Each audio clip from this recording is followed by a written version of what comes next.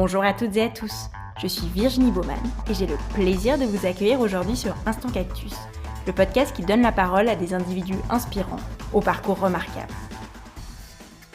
Cet épisode s'inscrit dans le cadre d'une collaboration que j'ai le plaisir de mener avec le média Geneva Discovery, que vous pouvez découvrir à l'adresse genevadiscovery.com. L'ambition de Geneva Discovery est d'apporter visibilité et attractivité au Place to Be de Genève. C'est donc tout naturellement que nos deux projets trouvent un souffle commun dans cette conviction inébranlable que Genève est une ville formidable. Geneva Discovery et Instant Cactus vous invitent donc à découvrir ou redécouvrir ces femmes et ces hommes qui font vivre la Genève d'aujourd'hui et de demain. Pour ce premier épisode de notre série avec Geneva Discovery, j'ai le plaisir d'accueillir aujourd'hui David Davinroy, le fondateur de Bao Cantine. Bonjour David, merci pour ta participation. Salut Virginie, merci à vous. Écoute, question simple pour commencer. Est-ce que tu peux te présenter et nous partager ton parcours dans les grandes lignes ? Alors, je m'appelle David, je suis un papa de 42 ans, entrepreneur, avec plusieurs activités. Et puis, pour faire simple, en fait, moi, j'ai grandi dans un milieu un peu de restauration sur la côte atlantique française. J'ai travaillé pendant une douzaine d'années dans la restauration, aussi bien dans des restaurants étoilés en France qu'à Londres, pendant plusieurs années à Saint-Barth dans les Caraïbes. Et puis, je suis arrivé à Genève en 2001, donc il y a presque 20 ans.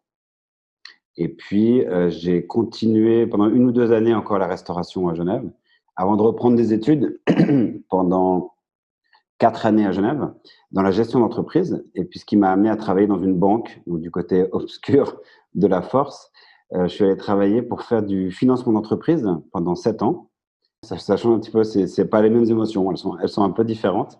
Et justement, au bout de 7 ans, j'avais plus suffisamment d'émotions, ou en tout cas pas les bonnes. Et j'ai voulu revenir dans la restauration, mais sous un autre angle, beaucoup moins opérationnel qu'auparavant.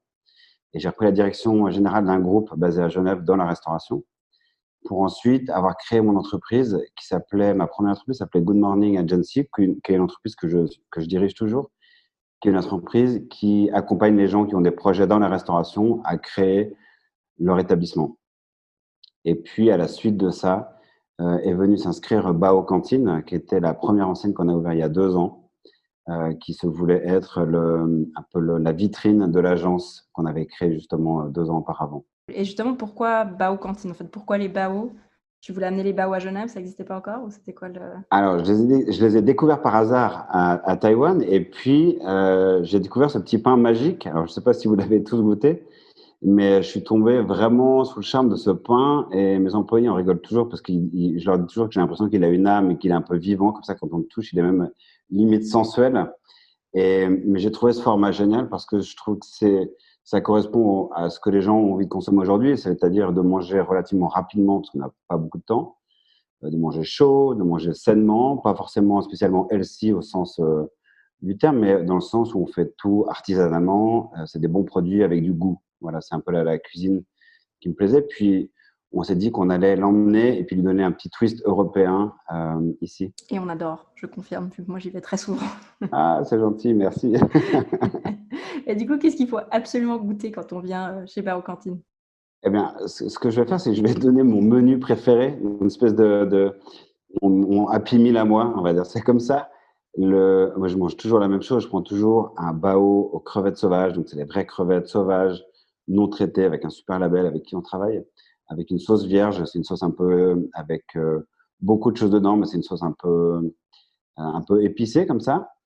On va mettre avec des pickles de chou blanc, par exemple. Donc, c'est très simple, c'est 2 produits, pickles et crevettes sauvages. Ça, c'est très gourmand, un peu épicé, c'est très bon. Et puis également le bao à la volaille panée, avec une petite mayonnaise épicée, des pickles de chou rouge et puis de la coriandre fraîche comme ça par-dessus.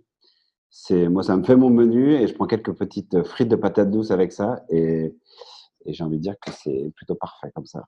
Ça donne envie en tout cas. Je note pour la prochaine fois.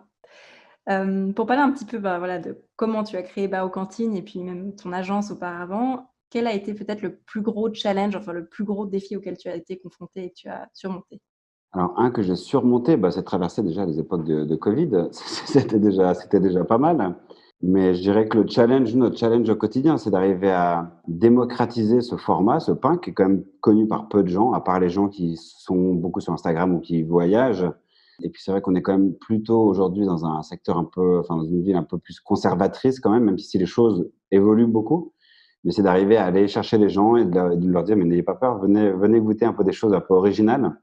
Et notre challenge est en train d'être réussi parce que c'est vrai que c'est pour ça qu'on avait appelé ça Bao Cantine, c'est qu'on voulait que ce soit une cantine dans lequel ce soit un lieu populaire où les gens reviennent, viennent s'installer à côté d'autres gens. Alors aujourd'hui, il y a des distances, mais l'idée, c'est que tous les âges peuvent se mélanger autour d'un produit justement un petit peu différent.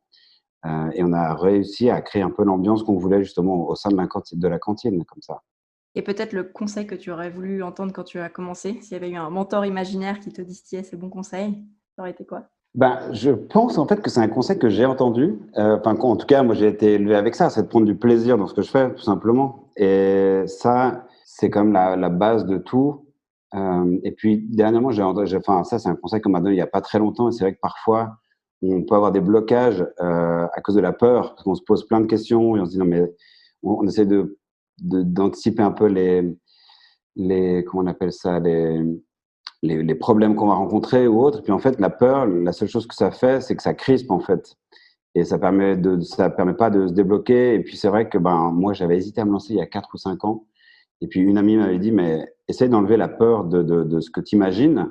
Et puis elle me disait, mais ce truc est fait pour toi. Et tu vas voir que si tu prends du plaisir, je sais que tes travailleurs, ça va forcément fonctionner.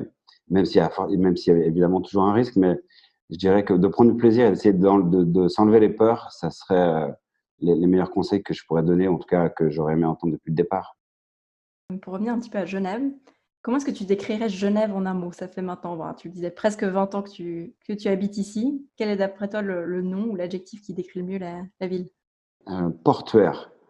Je dirais portuaire parce que alors moi déjà, j'ai toujours vécu dans les endroits où il y avait l'océan, la mer ou autre. Et puis c'est vrai que quand je suis arrivé ici, je me suis dit: «Mais je vais jamais pouvoir rester ici». Il y a les montagnes autour et autres. Et puis en fait, rien que d'avoir quand je vais courir au bord du lac et que je vois les bateaux et j'entends les mâts qui claquent comme ça avec les câbles en acier, j'ai vraiment l'impression d'avoir le sentiment d'être au bord de la mer quelque part. Et puis je trouve que Genève, c'est aussi un endroit où il y a beaucoup de gens qui viennent, qui repartent, qui viennent, qui repartent. Il y a aussi beaucoup de voyages grâce à l'aéroport. Donc je trouve que portuaire, ça pourrait être quelque chose d'assez adapté. Intéressant, c'est la première fois que je l'entends, mais c'est une jolie image, donc effectivement, oui. Et un de tes endroits ou quartiers préférés à Genève? Alors je traîne beaucoup, j'aime beaucoup aller l'été à Tropical Corner, c'est la station voile au bord du lac pour aller faire à la fois un peu de sport, un peu de planche à voile, rencontrer les potes. C'est un endroit assez cool pour se poser l'été. Et puis l'hiver, c'est plutôt les bains des Paquis pour aller aux bains en l'occurrence. Et je trouve que c'est toujours. J'essaie de pas trop m'éloigner du lac en fait. J'ai besoin un peu d'entendre le mât des bateaux encore. Et pour conclure, est-ce qu'il y a un scoop ou sans parler de scoop, mais même une news que tu auras envie de nous partager quant à tes projets futurs avec, Bao Cantine? Il y a plein de projets en cours. Il y en a des plus avancés que d'autres, mais on a d'autres ouvertures qui sont en cours en Suisse romande. Et puis d'autres projets aussi qui sont toujours en cours en dehors de Suisse, toujours avec Bao Cantine. Donc c'est des choses qui sont un peu moins avancées, mais quand même, on voit la lumière au bout du tunnel. Super. Eh ben, merci beaucoup. C'était un plaisir. Bonne journée à tout le monde. Salut. Et pour conclure, vous pouvez découvrir Bao Cantine à la rue du Conseil Général numéro 11 à Genève, ainsi que sur le site baocantine.com et les réseaux sociaux. On arrive ainsi à la fin de cet épisode. J'espère qu'il vous a plu. N'hésitez pas à suivre Geneva Discovery sur genevadiscovery.com et sur les réseaux sociaux, et à vous abonner à la newsletter afin d'être parmi les premiers informés des épisodes et des bons plans de la région. Un grand merci à toutes et à tous pour votre écoute, et je vous donne rendez-vous pour le prochain épisode.